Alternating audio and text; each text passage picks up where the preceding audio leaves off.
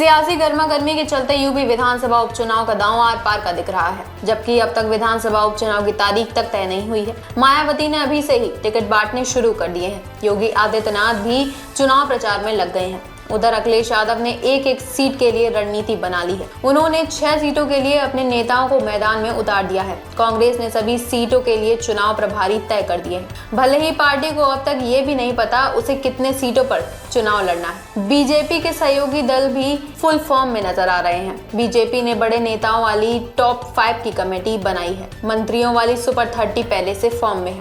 आपको बता दें कि यूपी में विधानसभा की 10 सीटों पर उपचुनाव है। इनमें से 5 सीटें पहले समाजवादी पार्टी के पास थी। बीजेपी के खाते में 3 सीटें थी। बीजेपी की सहयोगी पार्टी आरएलडी और निषाद पार्टी के पास एक सीट थी। हाल ही में हुए लोकसभा चुनाव के नतीजे बीजेपी के लिए अच्छे नहीं रहे। इस हिसाब से पार्टी विधानसभा की सिर्फ 3 सीटों पर ही आगे रही थी। अगर ऐसा ही रहा तो गाजियाबाद, मंझवा और फूलपुर में ही बीजेपी के लिए उम्मीदें बची हैं। कुंदरकी और करहल जैसी विधानसभा सीटों पर जीतना बीजेपी के लिए चमत्कार होगा।